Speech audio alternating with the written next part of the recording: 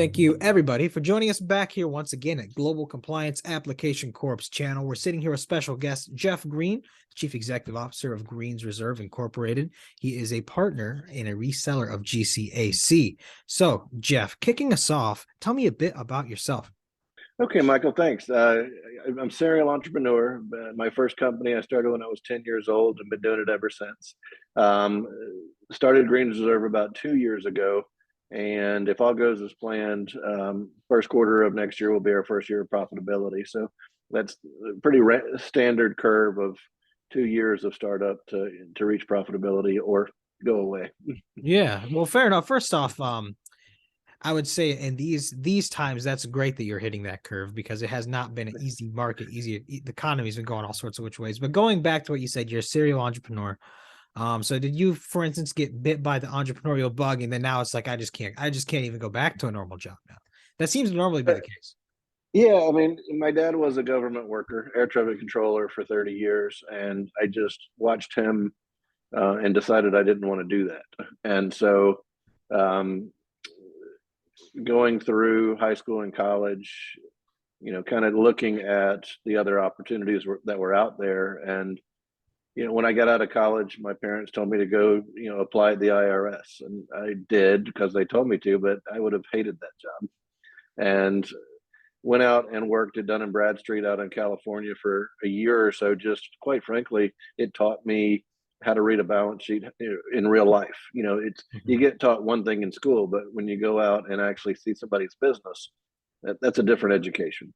And so was able to spend a year in Santa Barbara getting to know mostly second careers. It was the guy that spent 30 years at IBM and then went to Santa Barbara and started making surfboards.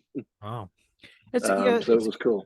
It's interesting. So instead of going and being one of what I think is maybe 10 employees at the IRS right now, instead of being one of those, you decided to go the entrepreneurial route, which is cool. So then now I guess walk me through what it is you do as the CEO of Greene's Reserve. Give me a bit more information about your guys' mission. Okay, well, what we make is a hemp, a smokeless tobacco alternative using hemp as the medium. So our goal at inception was to create a product that was essentially indecipherable from Skoal or Copenhagen. Okay. So the two top brands of the alternative or the smokeless tobacco.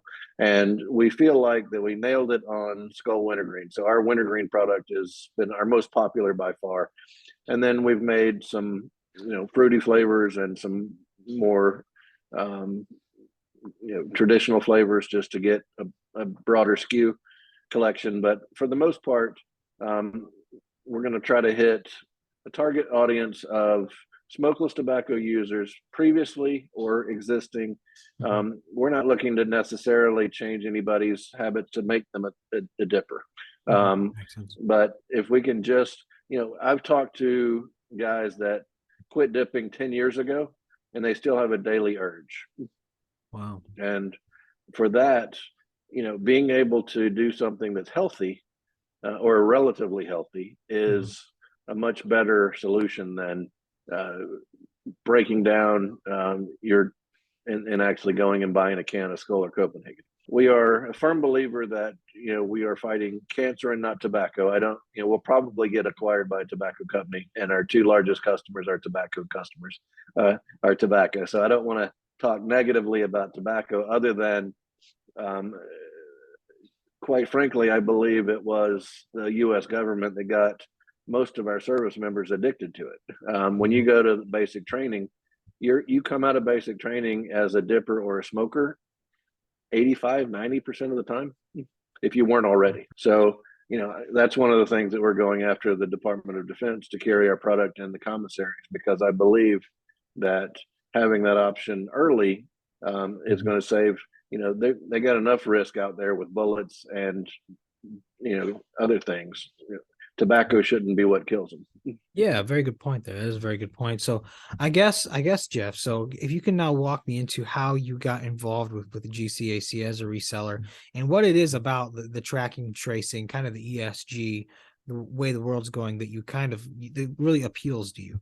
Okay, yeah. So, I mean, obviously, compliance and conformity is something that we strive to accomplish. We are, working towards our CGMP. We're working towards all of the different things that will keep us in compliance, and being able to trace and track everything from the seed to the consumer is really where I believe everything should eventually go. Honestly, I would like to know that the salmon that I ate came from either wild or farmed. Mhm. And, I want to know that the lettuce that I ate came from America or somewhere else if it did. Those are the kind of things that I think we need to go to. And I believe that the next generation is actually more cognizant of that. When we were growing up in the 70s and the 80s, we were drinking out of a water hose and staying out past dark. Those are the things that kids aren't doing anymore. But it is starting to get where they're concerned about what goes into the body early, and that's a good thing. I look at my kids, and they'll spend 30 minutes making something, and I don't like to spend more than 5 minutes in the kitchen. It's just a different mindset. Yeah, yeah, very true. And Jeff, you just gave me a very keen flashback. And I don't know how I was not constantly dehydrated as a child because yeah, being outside so often, I was like, nowadays I can't go outside without what is literally my gallon jug of water. So Yeah. so who knows how we did it? Very resilient kids, but it is what it Yeah. is. But I think Yeah. you are 100% right in that the newer generations are much more cognizant of those things, and even so much now because now they're also to an age where now you're getting that push, like socially, you're getting that push as investors are pushing for more green things, they're pushing for more traceability. So Yeah. that generation's aging quite a bit too, and getting to positions of power where Yeah. this point will be driven home time and time again until it is actually received, I think. Yeah, well, and we're killing our planet. And so the reality of it is if we continue to do what we're doing, which is suck all the fossil fuel out of the planet, burn it, putting it into our atmosphere, uh, there will only be so many more years that can be done. Mhm. So, Yeah. being able to find alternatives to carbon sequestration, and I believe hemp is going to be a solution for that, being able to make sure that what you're putting into your product and what into your body is exactly what you think it is. I think one of the things that we started looking at when I started working with Cush was let's go out and find textile hospitality products, hemp straws, hemp forks, things that are made out of hemp that can be used. And my first question when you start googling hemp straws was, how do you know there's hemp in it? Good question. Yeah. And honestly, if something's a penny and it's called hemp, it's probably not hemp. No. That's the reality of what it is you've got to go out and make sure that if you're selling a product, at least I have to go to bed at night knowing that I've sold something to a consumer that I believe in. And if I'm selling a bunch of straws, and that's just something that we talked about earlier, the previous market idea was I'll come up with an idea, I'll send it over to China to get made, I'll order a container of it, and from there I will be able to kind of get the things going that we need to do. So an investor comes in and says, okay, you need to be able to buy a container to get your cost down. With us, we're manufacturing in the United States, which means that I've got to buy the equipment, I've got to train the employees, I've got to buy the inventory, and then we've got to go out and see if we can sell it. That's a different model. Yeah, entirely. Yeah, it's a total change in the algorithm and for the Yeah. good. I mean, yes, Yeah. obviously previously everyone was looking at that bottom line. How can we maximize profits? And then came that wonderful idea, as you mentioned, with the hemp straw, the greenwashing, where what we'll do is we'll make it look good, and then that'll get us some more tax breaks, that'll get the people on our side, and we'll just rake in more dough off these suckers, so to speak, is like how a lot of people are unfortunately doing business. And now with technology like this coming in, it knocks down that opaque wall and brings up a lot more transparency into what it is people are doing behind closed doors. Yeah, but then you've got to have a cost competitive product, and True. if we're Yeah. going up against uh, a petroleum plastic product, the eventually that bottom line is going to have to be something that is looked at. And Mhm. a penny for a plastic straw there's single-use plastic bans all throughout the country right now. So those are the ways that we're going to be able to get that accomplished. And straws being the first thing that went from a penny to a nickel for all practical purposes, and a five-fold increase in price. With inflation these days, you kind of see that on everything. But I mean, the reality of it is that's a pretty big. I was talking with the former owner of Tarpon Bend restaurant down in Coral Gables, Florida, and he said they were using 6,000 straws a night. So on a Friday night, I mean, not every night, but that's a busy night for them with 6,000 straws because their waitresses were grabbing handfuls and 30 to 35% of them were going on the floor. And so the waste idea of it, since COVID, I've not gone into a restaurant and not seen a wrapped straw. So it's got paper on it that you unfold to get clear to get to the straw. And then you don't really know what you're getting in that until you open it. Like, Chick-fil-A in Florida has paper straws. Chick-fil-A in Georgia still has plastic straws, or I guess in some markets. These agave straws that have come out in California, but they're really not sustainable. And then, ultimately, we've gotten 3 different manufacturers now that say they're manufacturing hemp straws. And so we're going through the process of, testing those, making sure that they're not just ordering them on Wish. Yeah, whatever.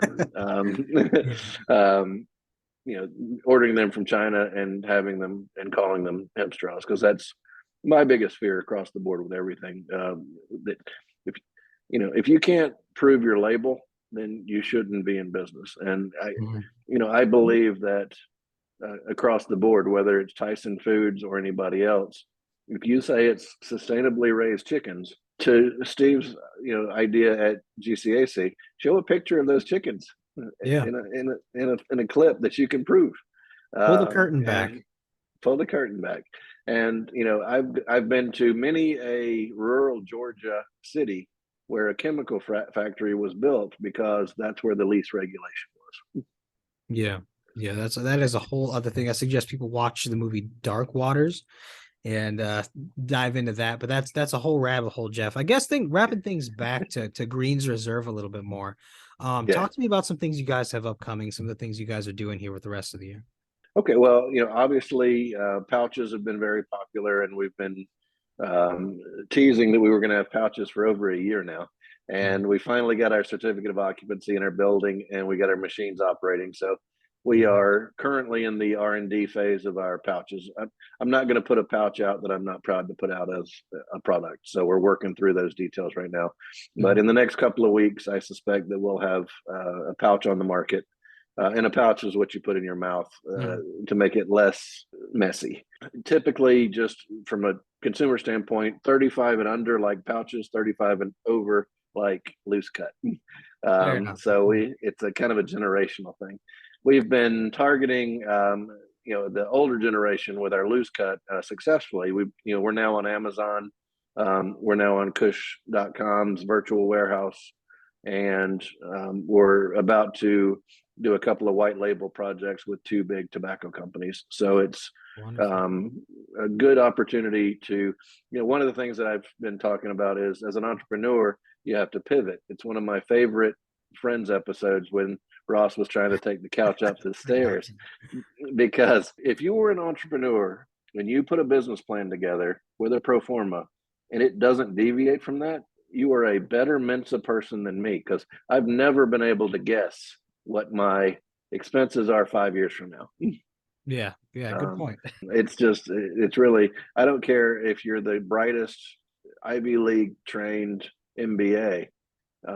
There's no such thing. If you go back and look at some of the most successful companies, the pro forma is nothing like what the company ended up being. I think that's really one of the things that needs to be dialed in. But virality and what social media is doing today can change the game as well.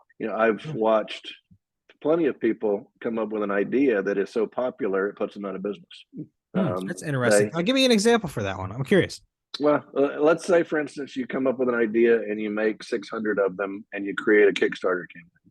Okay. And then you order that in China and they're going to ship you 10,000 of them. So you put 10,000 on Kickstarter and you sell 10,000 in 45 minutes. And China takes 2.5 years to fulfill that order. That's one way to go out of business. Second is, let's assume that a company came along tomorrow and decided they want to buy 1 million cans of our product.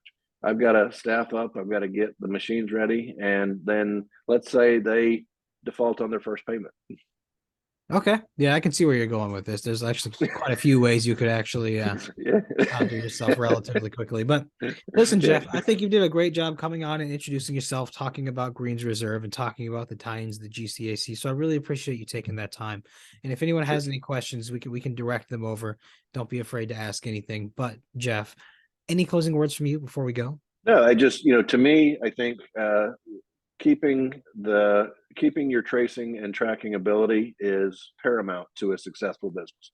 If you don't care where your product comes from, then you're not doing your job. And one of the things I can guarantee you is that from Greene's Reserve perspective, when you put that product in your mouth, you're going to know where it came from. Well said, Jeff. Well, again, thank you so much for your time today, and please have a wonderful day. You as well.